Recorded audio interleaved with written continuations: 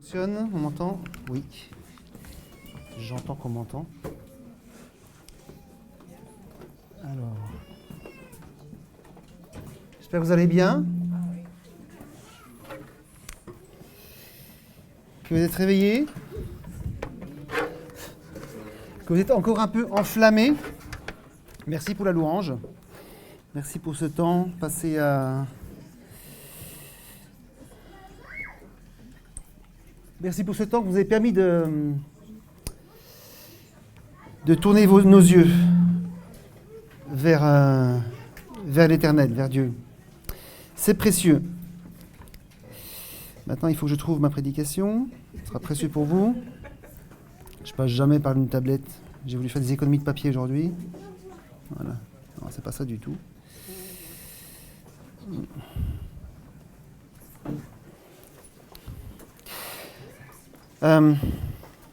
Voilà, c'est écrit. Donc, deuxième ou troisième, en fait, prédication sur les témoins de la foi. Il y a quelques semaines, 15 jours, 3 semaines, 15 jours, Quentin nous avait introduit cette série de prédications. La semaine dernière, c'est Mathieu qui nous a parlé de Noé. Rien ne va plus, ça ne fonctionne pas du tout comme je veux.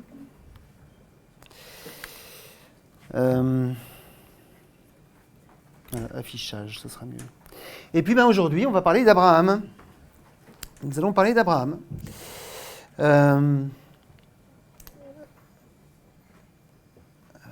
savez comme ça se passe, hein, pour nous, on s'inscrit sur un tableau et puis des fois on choisit, des fois on ne choisit pas. On choisit la date. Je vous avoue que quand je me suis inscrit pour cette thématique, j'étais pas très à l'aise en fait. C'est quand même des personnages qui sont comme, enfin, c'est particulier. Vous allez voir, on va en parler. Et puis c'est repris dans le Nouveau Testament. Donc on sent que c'est des personnages non seulement importants de l'Ancien Testament, mais c'est aussi des personnages que le Nouveau Testament, que ce soit quoique Jésus, je ne suis pas certain qu'il en parle de trop, mais en tout cas, l'Épître aux Hébreux, on va en parler aussi sur la vie d'Abraham. Et donc c'est ce que je me suis attaché à faire cette semaine, et la semaine d'avant aussi d'ailleurs. Et j'espère qu'on pourra en tirer quelque chose de bon. Enfin, pour moi, j'en ai tiré plein de choses bonnes, mais j'espère que je arriverai à vous les transmettre. Les témoins de la foi, Abraham. On va lire rapidement Genèse 22, les versets 1 à 14 de mémoire. 1 à 14. Et je veux bien, si c'est possible, avoir un verre d'eau. Et puis j'espère que vous avez de quoi vous réveiller les uns les autres. Peut-être ce sera un peu long, donc n'hésitez pas à vous secouer quand vous voyez la tête du voisin qui tombe, qui s'endort. N'hésitez pas. Après ces choses, Dieu mit Abraham à l'épreuve et lui dit, « Abraham !» Il répondit, « Me voici. » Dieu lui dit, « Prends ton fils, ton unique, celui que tu aimes. » Ton unique, celui que tu aimes. Merci beaucoup. J'en aurais besoin.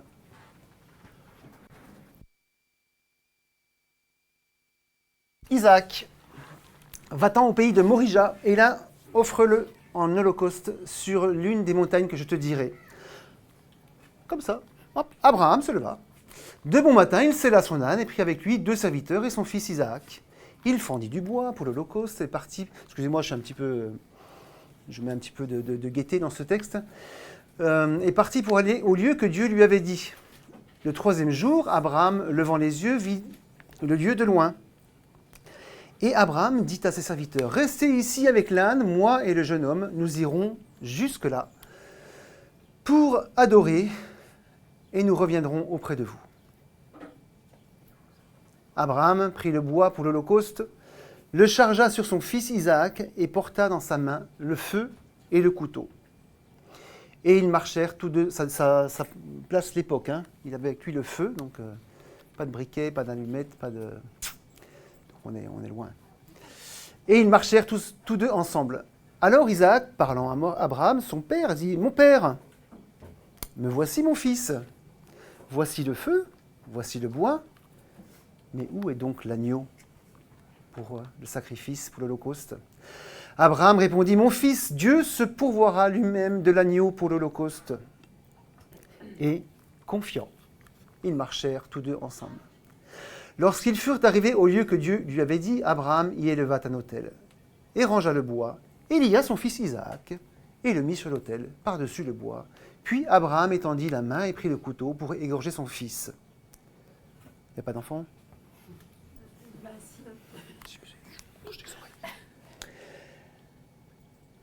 Alors l'ange de l'Éternel l'appela des cieux et dit, Abraham, Abraham, me voici. Il dit souvent ça, me voici, quand il répond à son fils, à l'ange, me voici. L'ange dit, n'avance pas ta main sur l'enfant, ne lui fais rien, car je sais maintenant que tu crains Dieu et que tu n'aimes pas refuser ton fils, ton unique. Abraham leva les yeux et vit derrière lui un bélier retenu dans un buisson par les cornes. Et Abraham alla prendre le bélier et l'offrit en holocauste à la place de son fils. Abraham donna à ce Dieu le nom de Yahvé-Jiré. C'est pourquoi l'on dit aujourd'hui à la montagne de l'Éternel, il sera pourvu. Donc, 4 parties pour cette prédication. Une partie un peu plus importante peut-être sur le contexte, parce que moi, quand je disais un petit peu ma difficulté d'aborder ces textes-là, j'ai un besoin vital, viscéral, de contextualiser pour comprendre. Parce que, voilà. Et je pense qu'il est de notre intérêt à tous de nous arrêter sur le contexte de cette histoire. Il est bon, il est intéressant de se mettre à la place de ces témoins dans leur environnement culturel, dans leur environnement cultuel, parce que c'est depuis pas mal de temps en France, on sépare le culturel du cultuel, mais quand on appartient à un culte, on sait que ça engendre notre culture, mais bon, aujourd'hui on parle comme ça, on sépare, mais bon. La Bible nous présente ces témoins comme des modèles, mais comme des modèles de la foi. Soyons bien d'accord avec cela. Si vous entendez une voix qui vous dit « Offre-moi ton sacrifice ce soir », ce n'est pas parce qu'Abraham est parti le faire sans broncher que vous devez forcément vous mettre en marche à sa suite. Abraham est un modèle de foi, un modèle pour notre foi, dans son contexte, dans son époque, pour notre contexte et pour notre époque, d'où ce besoin que j'ai de fouiller un petit peu sur le contexte. Alors donc on va tout d'abord se poser la question sur l'héritage spirituel d'Abraham. Alors Abraham est un descendant direct, je ne sais pas si on voit un petit peu les choses. Bon, j'ai trouvé ça sur internet, c'était sympa. Un descendant direct de Noé et donc d'Adam. Alors je vous laisse relire les généalogies en Genèse 5, en Genèse 10 et en Genèse 11, celle donc de Adam, de Noé et puis de Sem, pour retrouver tout cela. Alors vous avez en 2 couleurs, hein, vous avez les massorettes, hein, c'est un mouvement d'étude de la Bible, et puis vous avez les Septante. Voilà, donc les datations ne sont pas tout à fait identiques. Alors on sait, quand on regarde, que Noé n'a pas connu Adam. D'après les Masorettes, par contre, son père, dont on a entendu parler la semaine dernière, Lémec, aurait pu passer quelque temps en connaissance d'Adam. Est-ce que vous êtes déjà dit ça? C'est assez incroyable, hein? Alors, évidemment, les Septante placent beaucoup plus tard, hein, ils sont beaucoup plus tardifs. La traduction, ce qui est donné lieu à la Septante, sont beaucoup plus tardifs. Vous avez pour chacun des patriarches, des pères de cette lignée-là. Mais en tout cas, voilà, on voit que les mecs auraient très bien pu connaître Adam, entendre Adam. Tiens, tu peux me raconter comment c'était incroyable. Il aurait pu lui raconter la chute, le jardin. Alors, passé le déluge, évidemment, tout le monde est parti. Il ne reste plus que Noé. Il ne reste plus que Noé, il ne reste plus que ses fils, il ne reste plus que sa famille, voilà. Mathusalem, par exemple, parti. Mathusalem, on sait que ça aurait pu être la mémoire du monde. Du coup, plus de témoins directs du paradis. Une fois que Noé est passé, hop, plus aucun témoin direct, même les mecs, son père, qui meurt, du moins qu'on voit disparaître pile au moment du déluge. Voilà. On n'a plus de témoins, de personnes qui auraient pu connaître Adam. Alors, toujours selon la version massorète, Abraham aurait pu connaître Noé. Ça aussi, c'est assez incroyable. On prend Abraham, qui est ici, hop, il aurait pu connaître Noé. Donc, entendre un témoignage direct de cette époque-là. Bon, les 70, on est quand même un peu plus de 1000 ans après. Là, on n'est plus tout à fait d'accord, voire plus du tout d'accord. Bon. Donc Abraham aurait pu connaître, entendre lui-même de son père les histoires d'Adam, qui les aurait répétées à ses descendants, dont Abraham. Les fils de Noé, vous serez d'accord avec moi, les fils de Noé sont par déduction, puisque c'est les seuls sur terre, les ancêtres directs des fondateurs de Babel. De la tour, par exemple, de Babel, qui se dresse face à la gloire et la grandeur de Dieu. Il semble à nouveau peu probable que cette descendance ait été un canal fiable de la connaissance de Dieu. Alors hier, j'allais travailler en fin d'après-midi et je lisais ma Bible en un an où j'ai beaucoup de retard, ça je ne pouvais pas faire deux choses en même temps.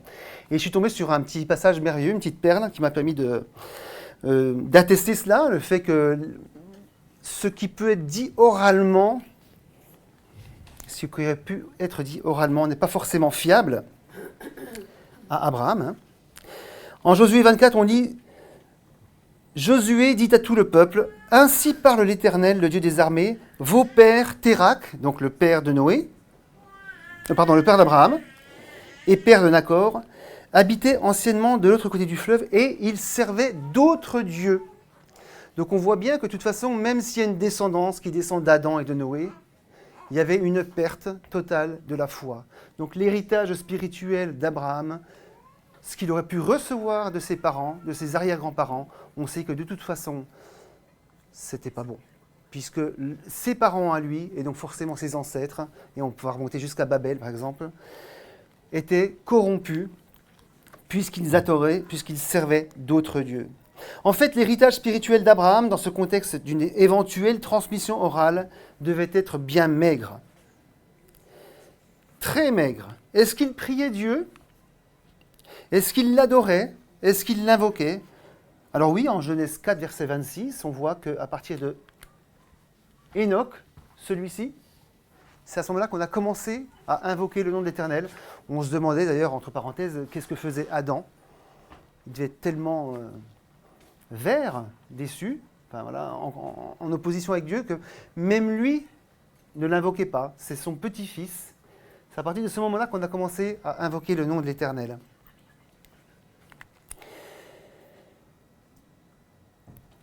Si notre expérience nous montre que prier Dieu nous permet de mieux le connaître, rien ne nous permet de dire que les hommes étaient transformés par cette connaissance, bien au contraire. Alors donc, quelle était la connaissance de Dieu pour Abraham? Quelle connaissance Abraham avait de Dieu? Eh bien, quasi pas d'héritage pour Abraham sur lequel appuyer sa connaissance de Dieu. En fait, on a vu, les témoins qui le précèdent adorent d'autres dieux. Le temps a passé. La transmission orale n'est pas si, on va le voir plus tard, n'est pas si fiable que ça. C'est une situation tellement différente de la nôtre. Nous, on a tous notre Bible qui nous rappelle chaque jour ce que Dieu veut. Même nos téléphones maintenant, nos tablettes, on a tous les textes en 50 000 langues différentes. Situation tellement différente. Des disciples qui suivirent Jésus, qui eux aussi avaient une connaissance sur laquelle ils pouvaient s'appuyer. Et même une situation tellement différente des prophètes, des rois, de Moïse aussi. Alors j'ai remercié Quentin il y a 15 jours, alors que je réfléchissais déjà à cette prédication, et qu'il introduisait cette série. Oui, la connaissance de Dieu est différente, mais l'objet est le même. Le Dieu auquel Abraham a répondu est le même que le Dieu que nous avons adoré ce matin et dont j'essaie de vous parler ce matin. C'est le même. C'est important de le souligner, c'est pour ça que je le fais.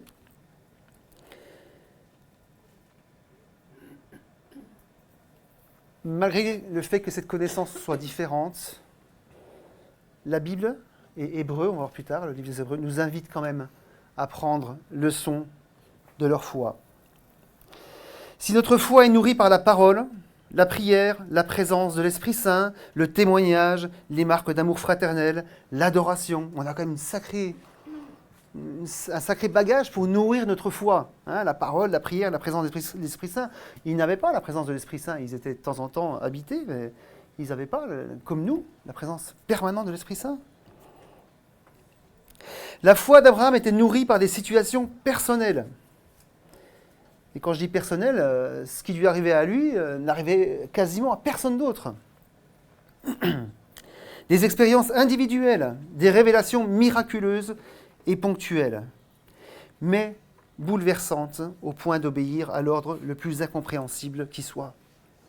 Il a entendu Dieu, il a rencontré ses anges, ses messagers, et ça, on peut dire que ce n'est pas très commun de nos jours. Enfin, moi, ça ne m'est jamais arrivé, peut-être à vous. Donc l'héritage spirituel, compliqué, moi je dirais quasiment nul. Quand je parle d'héritage, c'est de ce qu'il a reçu humainement. L'environnement, il y aura un troisième item. Un peu de contexte encore pour peut-être expliquer cette obéissance si désinvolte à première vue. C'est pour ça que je disais le texte un petit peu légèrement tout à l'heure. Oh, il prit son bois, puis il partit. Hein. Moi quand je lis ça, je me force à m'interroger. La notion de divinité n'était pas absente du paysage d'Abraham. Hein, je l'ai dit tout à l'heure, les parents invoquaient, servaient d'autres dieux.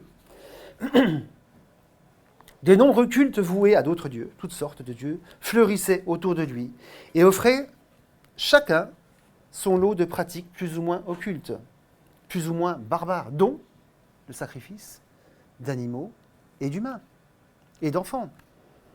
Ça, c'était autour de lui. Je ne vais pas dire que c'était commun, mais ça faisait partie de la vie de ce qui se passait à l'époque. L'Ecclésiaste nous révèle en chapitre 3, verset 11, que Dieu a mis en l'homme la pensée de l'éternité.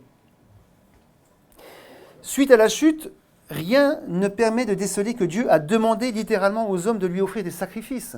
On sait juste qu'il n'est pas content du sacrifice que lui offre Abel. Caïn.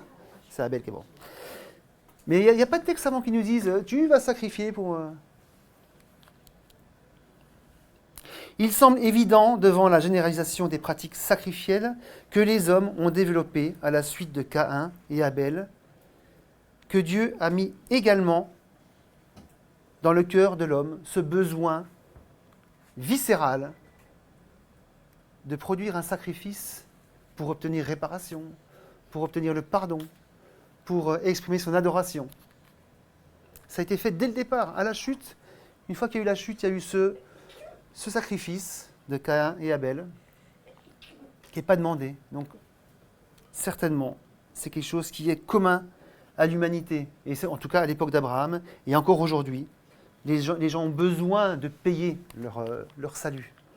On a besoin. Quand on parle de la grâce aux gens, c'est un scandale. Hein, c'est pas de gratos, c'est pas possible. Songeons au premier meurtre de l'humanité qui naît d'un problème de sacrifice. Abraham donc vivait dans cet environnement. La loi de Moïse, pas la loi de Dieu, pas les 10 commandements, la loi de Moïse, vient en fait donner un sens pour le sacrifice et pour Dieu.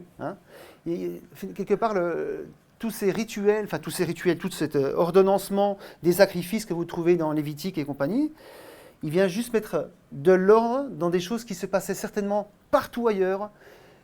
Vous allez faire ça, les sacrifices, mais pour Dieu. Et on va mettre de l'ordre dans tout ça. À l'époque de Moïse aussi, c'était comme ça. Quand on voit le nombre de fois où le peuple d'Israël s'est écarté de la voie que Dieu lui demandait, à chaque fois ça dit, mais vous vous confiez à d'autres dieux et vous faites des pratiques qui ne me plaisent pas. La promesse, troisième et dernier élément de contexte.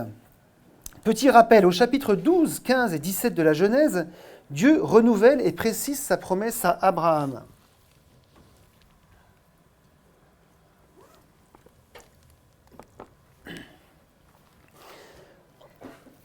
Au chapitre 12, donc il lui dit, tu seras une grande nation. Ok, bon. Alors nous, on sait que ça passe par la descendance, parce qu'on a tout le texte. Bon, lui, j'imagine qu'il se disait ça, mais peut-être ça pouvait être... c'est quoi? Je vais être un grand chef d'État, puis je vais avoir une grande nation, ou alors je vais être un grand philosophe, et puis Est-ce que c'est au sens propre ou au sens figuré, à ce moment-là? La postérité, ça se précise, ce sera tes enfants. Le problème, c'est que sa femme ne pouvait pas avoir d'enfants, et que c'est la servante, l'esclave, qui a enfanté. Bon, je ne sais plus si c'est avant ou chapitre 4. Chapitre 17, ça se précise. La promesse viendra de ta femme Sarah. Et voilà qu'au chapitre 22, Dieu demande à Abraham de partir à la montagne et lui offrir en sacrifice son fils héritier, qu'il aimait, disait le texte tout à l'heure. Alors certes, ce n'était pas l'aîné des fils, mais c'était bel et bien, celui de la promesse, le fils de Sarah. Aucune objection. C'est pour ça que je reviens en arrière, mais vraiment, moi, ça me tue. Hop, Abraham se leva de bon matin. On a l'impression qu'on va raconter une petite histoire rigolote. Bon, je ne vais pas vous demander de vous arrêter à ce point-là avec moi. 9, voilà. Bon. Aucune objection dans la bouche d'Abraham, alors qu'on le voit au 3 chapitres plus tôt, souvenez-vous, avec respect, mais aussi beaucoup de persévérance, demander à Dieu d'épargner les habitants de Sodome. C'est fort quand même. Il veut épargner des gens qui sont pécheurs. Par contre, Dieu lui demande d'aller sacrifier son fils. Ok, j'y vais, hop, je prends du bois, du feu, un couteau, on est parti. J'espère que je vous offusque pas. Je m'interroge. Ici, rien du tout. J'imagine mal qu'il n'ait pas mis son épouse dans la confidence. Alors, je suppose. Rien. Isaac se laisse porter au sacrifice sans broncher non plus. Je vous ramène au point précédent sur le sacrifice qui faisait partie de l'environnement culturel et cultuel. Ok, c'est mon tour, voilà. Isaac se dit peut-être... Alors, soit le scénario, pardonnez-moi, est d'une niaiserie sans nom, soit le contexte nous permet d'y voir plus clair. Les sacrifices humains étaient chose commune. Devant une promesse faite à tant et tant de reprises, et de plus en plus précise, comme on l'a vu, cette absence unanime de réaction me laisse affirmer que le contexte est important. Lors de son appel, Abraham ne connaissait Dieu que très partiellement, j'ai essayé d'exprimer, ce qui ne l'a pas empêché de croire, mais l'environnement culturel était tel que cette demande incroyable au regard de la promesse était tout de même raisonnable. Cette demande incroyable au regard de la promesse était tout de même raisonnable. Je vais vous dire après pourquoi maintenant je vous affirme ça. Une foi puissante. Alors vous allez me dire, avec tout ce que tu viens de nous dire, là tu nous parles d'une foi puissante, c'est assez étrange, même moi je me dis, c'est quoi ce premier titre? Alors c'est là qu'il est temps de lire Hébreux 11, qui va bien nous éclairer. Donc Hébreux 11, versets 17 à 19, c'est par la foi qu'Abraham offrit Isaac lorsqu'il fut mis à l'épreuve et qu'il offrit son fils unique, lui qui avait reçu les promesses, ou par lequel on pourrait traduire peut-être, par lequel les promesses devaient s'accomplir. Et à qui il avait été dit, en Isaac, tu auras une prospérité appelée de ton nom. Et là, c'est tellement important. Il pensait que Dieu est puissant même pour ressusciter les morts. Vous l'avez déjà lu ça? Moi, je ne l'avais pas lu avant. En tout cas, je n'avais pas tilté, comme on dit. Aussi, il retrouva son fils, ce qui est une préfiguration. Certes, il n'est pas écrit « il croyait », en tout cas dans ma version, c'était écrit « il pensait » au verset 19. Mais dans tout ce qu'humainement nous pourrions considérer comme un anéantissement de la promesse, Abraham y voit l'occasion de constater la puissance de Dieu au travers de la résurrection de cet enfant qu'il s'apprêtait à égorger. Ah, moi, je trouve ça assez incroyable, cette histoire. Hein. L'histoire nous le dit, hein, je vous l'ai affiché, Abraham ne vit pas s'accomplir la promesse qui lui avait été faite, ni lui, ni ses enfants d'ailleurs. Alors certes, il a eu de petits-enfants, hein, qui lui sont nés d'Isaac. Alors j'ai pas réussi à déceler en lisant les textes s'il les avait rencontrés, je crois pas, mais bon, en tout cas, il avait dû entendre qu'il avait eu des enfants, des petits-enfants. Mais l'installation dans la terre promise, parce que c'est ça qu'on attend, hein, devra attendre quelques bonnes centaines d'années encore. Hein? Car il attendait la cité qui a de solides fondements, donc c'est quelques versets avant, ce que je vous ai dit avant, celle dont Dieu est l'architecte et le constructeur, c'est dans la foi, donc qu'ils sont tous morts, Abraham, son épouse et ceux qui ont précédé, et ceux qui suivront d'ailleurs, sans avoir obtenu les choses promises. Et puis j'ai remis ce verset 1 qui est pas mal aussi. La foi est une ferme assurance des choses qu'on espère, une démonstration de celles qu'on ne voit pas. Abraham avait une ferme assurance que la voix qu'il avait entendue à de multiples reprises n'était pas une hallucination, que ces promesses qu'il avait reçues par 3 étranges visiteurs de la part de Dieu verraient un jour leur accomplissement, quand bien même ce couteau serait tout de même passé sur la gorge de son fils. C'est ce que nous dit Hébreux 11, 19. C'est ici la foi. C'est ici la foi d'Abraham. C'est ici l'exemple qui nous est apporté. Il avait foi que, malgré l'évidence que s'il venait à mettre un terme à la vie de son seul véritable héritier, sa descendance serait anéantie, Dieu accomplirait tout de même sa promesse. Par n'importe quel moyen, Dieu accomplira sa promesse. En fait, ces versets pourraient être lus comme ça. Le sacrifice d'Isaac était une manifestation de la foi d'Abraham. Une foi puissante envers Dieu et l'accomplissement de la promesse. Le sacrifice, le fait de partir, de prendre son fils et d'aller jusqu'à l'autel, c'est une manifestation de la foi. Et l'acte, donc c'est l'acte que lui-même va opérer, Abraham. Mais la foi, en fait, Abraham a foi, non pas en ce qu'il va faire, mais en ce que Dieu fera, s'il le fait. S'il sacrifie, il sait que Dieu, c'est ce que nous dit Hébreux 12, il sait que Dieu va ressusciter. Il ne sait pas comment, mais en tout cas, il croit fermement à ça. Et donc, il a foi en l'accomplissement par la résurrection opérée par Dieu.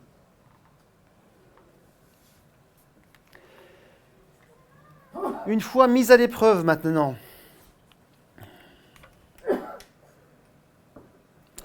en conséquence de cette foi puissante, il y a la souffrance d'un père qui mène son fils, alors j'ai mis à l'abattoir, hein, parce qu'on ne sait plus à quoi ressemble un abattoir qu'un hôtel aujourd'hui, un hôtel AUTEL. Ça me donne soif.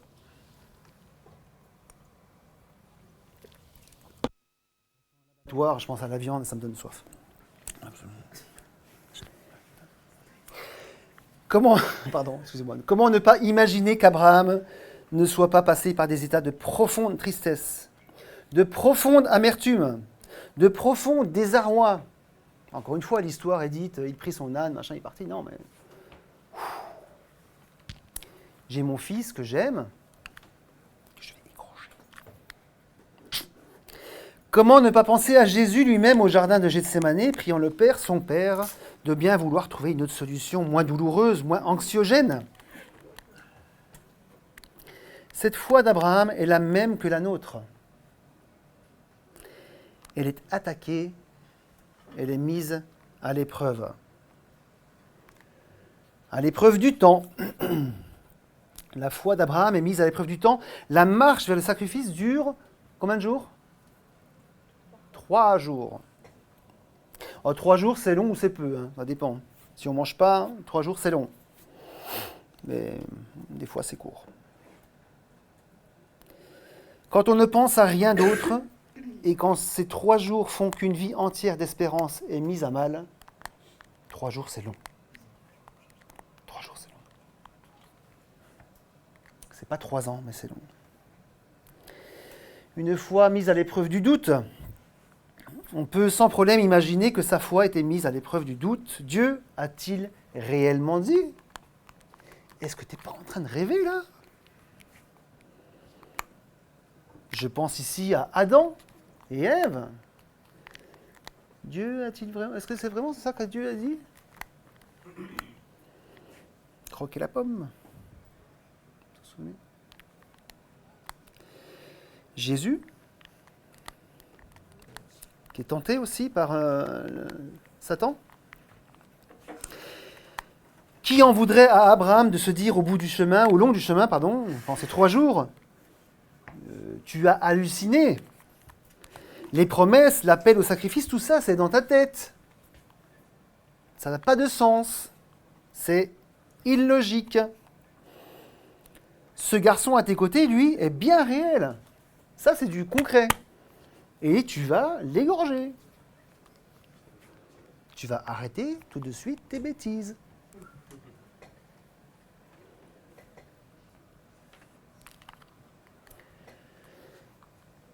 La foi est mise à l'épreuve de son fils, de l'amour d'un fils, pardon. Ça c'est après ça. La foi est mise à l'épreuve pour un fils qu'Abraham aime de tout son être. Ce fils qui est né de l'amour pour son épouse, Sarah, d'un fils attendu si longtemps. On a dit que 3 jours c'était court ou long. Le temps qu'il a attendu pour voir accomplir la promesse qu'il aurait un fils par Sarah, je crois, était beaucoup plus long que 3 jours.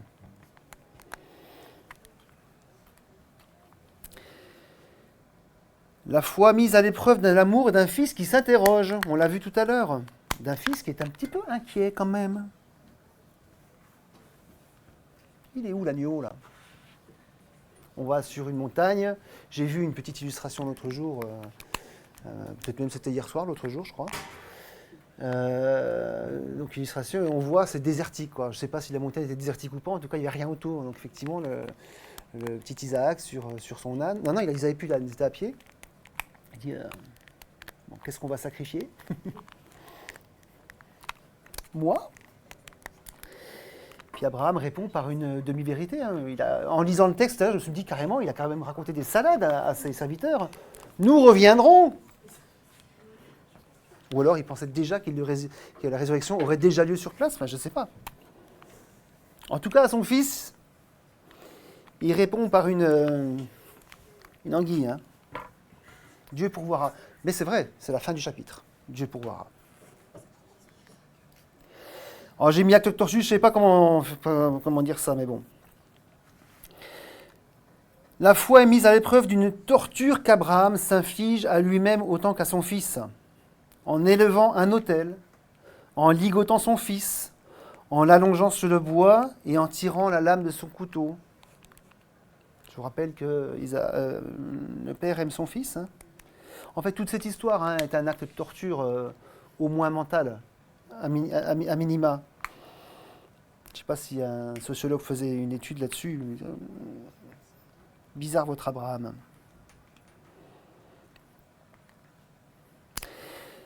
La foi est mise à l'épreuve de la crainte de Dieu. Alors, c'est un peu paradoxal par rapport au texte, mais alors oui, l'ange arrête sa main parce que Dieu a vu toute la crainte que Abraham avait de Dieu.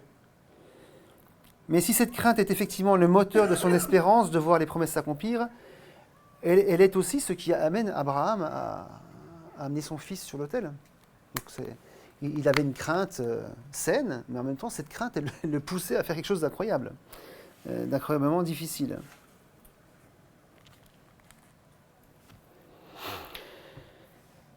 Choisir d'obéir avec foi est la promesse d'une route parsemée d'épreuves. Enfin, je pense que c'est pas mentir que de dire ça. Choisir d'obéir avec foi est la promesse d'une route parsemée d'épreuves. Ce fut le cas pour Abraham et nous n'échapperons pas à cette réalité. Je suis désolé de vous le dire si vous pensiez que c'était autrement.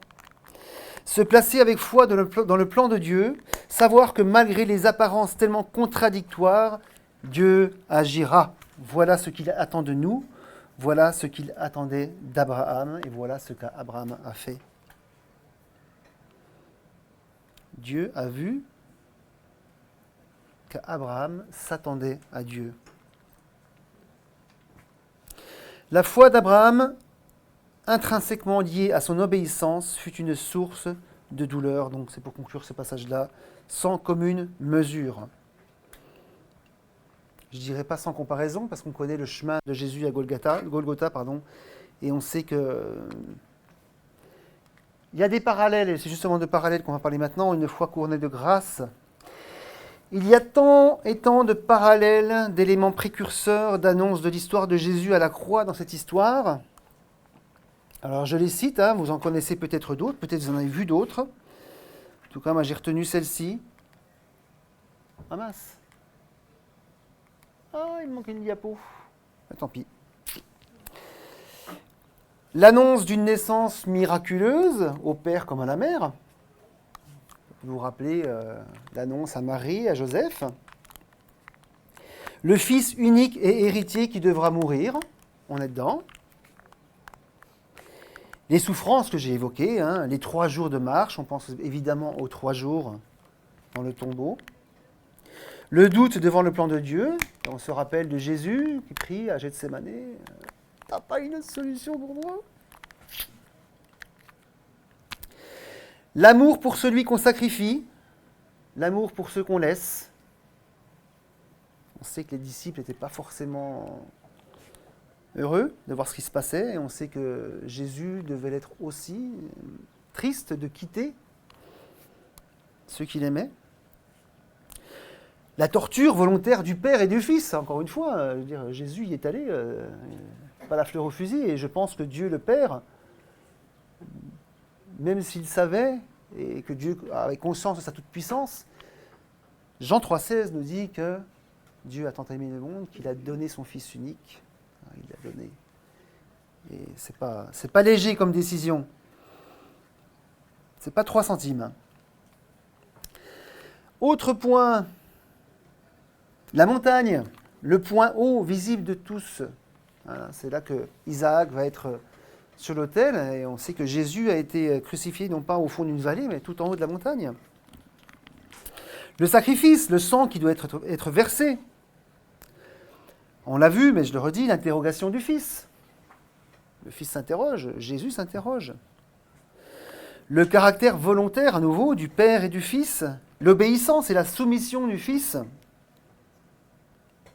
Et le plus important de tous, le bélier. La substitution.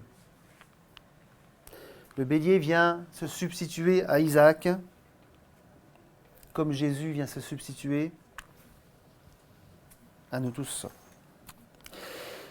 Avec tout cela, je me demande comment les Juifs et les musulmans, qui sont peut-être encore plus attachés que nous à ce personnage et à cette histoire, comment ils font pour ne pas voir Jésus. Enfin, évidemment, je connais Jésus, je connais l'histoire, j'y crois, donc je fais les parallèles. Mais il y a tellement de choses. Enfin, nous, on évoque Abraham comme ça rapidement, même des fois je plaisante dessus.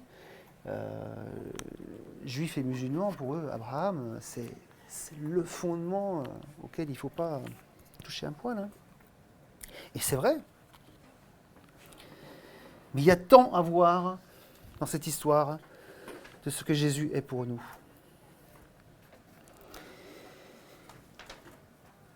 La foi d'Abraham a été couronnée par la grâce parce que la substitution, c'est la grâce. La substitution, c'est l'évangile en un mot. La substitution, c'est Dieu qui prend le sacrifice en main.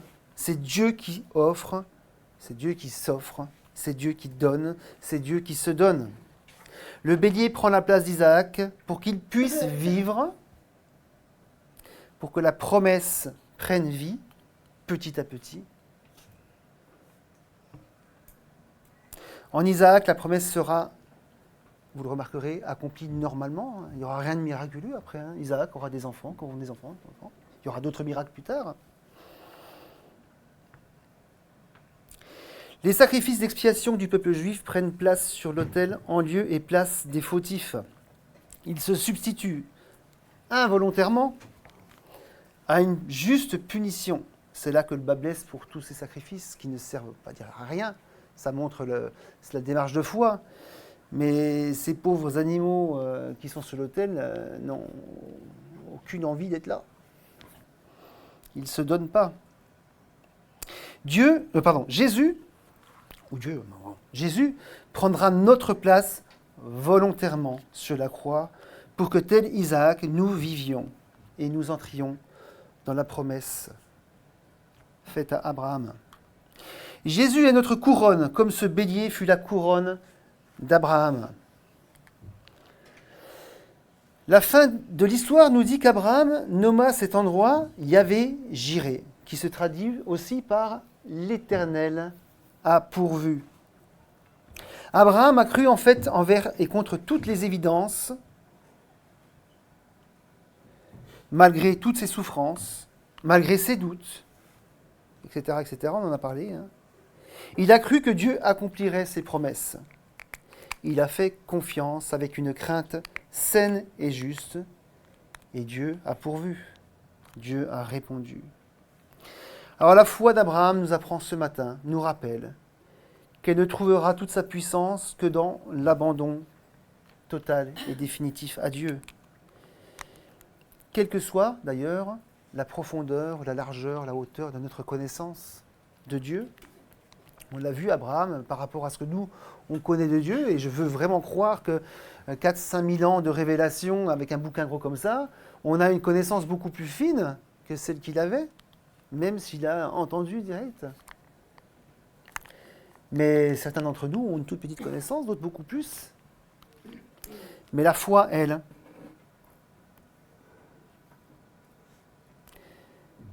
ne trouve sa valeur que lorsque nous nous abandonnons totalement à lui, que nous le connaissions un petit peu ou beaucoup. Nous ne sommes pas appelés à être des écervelés. C'est là qu'il faut que j'aille à tâtons, doucement. Je ne dis pas que Abraham a agi comme un écervelé, on pourrait le croire, on pourrait dire mais qu'est-ce qu'il a fait quoi. Il entend une voix, il part, il va sacrifier son fils, alors que la même voix lui a dit qu'il aurait une descendance. Il y a un petit problème. Mais la foi, c'est autre chose. Alors, on n'est pas appelé à être des écervelés, mais si vous prenez les qualités requises pour être ancien ou diacre, on les a répétées plusieurs fois ces ans derniers, et je dis, tiens, je vais aller lire pour voir. C'est quasiment pas fait mention de la foi. C'est fait mention énormément qu'ils soient sages, qu'ils soient modérés, qu'ils régissent bien leur famille. Alors qu'ils les conduisent dans la foi, on est d'accord, mais dans la parole, dans la vérité. Avoir la foi ne veut pas dire qu'on est des décérébrés, d'accord ? Avoir la foi, ça veut dire qu'on s'abandonne à Dieu. Mais on reste sage. On reste sage. La foi d'Abraham nous apprend ce matin, nous rappelle qu'elle ne sera pas sans souffrance, sans déception, sans colère, sans frustration. Et je vous invite à ne pas hésiter à manifester à Dieu dans vos prières, vos frustrations, vos colères, vos déceptions, vos souffrances, parce qu'il est là pour vous aider à les porter. Mais par la grâce de Dieu, notre foi sortira de l'épreuve plus forte encore. Et enfin, et je terminerai avec ça, la foi d'Abraham nous apprend ce matin, nous rappelle que notre foi a par avance été couronnée en Christ, notre substitut sur la croix, et que par elle, nous aurons part à la promesse faite à Abraham. Je ferai de toi une grande nation. Nous faisons partie de cette grande nation. Et je te bénirai, et donc nous sommes bénis. Je rendrai ton nom grand, et tu seras une source de bénédiction. Je bénirai ceux qui te béniront, je maudirai ceux qui te maudiront, et toutes les familles de la terre seront bénies en toi. Seigneur, on veut te remercier, on veut te louer, on veut t'adorer, on veut être ça va tellement plus loin que la reconnaissance. Tu nous as offert Jésus-Christ en lieu et place de notre vie, de notre condamnation, pour que nous puissions te connaître, on l'a chanté ce matin, pour que nous puissions reprendre contact avec toi, c'est une chose, mais pour que nous puissions vivre avec toi, aujourd'hui, sur cette terre, et plus tard dans l'éternité. Merci pour ces personnages qui sont pour nous des exemples de la foi, de ce qu'elle peut être, dans notre vie quotidienne, Seigneur. Je te prie pour mes frères, mes sœurs, pour moi-même, pour ceux qui ne sont pas là ce matin. Seigneur, que nous puissions avoir cette envie au fond de nous de te connaître plus encore et de voir notre foi grandir en même temps. Que nous puissions nous soumettre à toi, Seigneur. Que nous puissions être des enfants obéissants, des enfants soumis, des enfants qui restent tout de même intelligents, qui restent avec ce que tu leur as donné, de dons et de facultés, Seigneur. Que nous puissions être, Seigneur, s'il te plaît, tout à toi. Amen.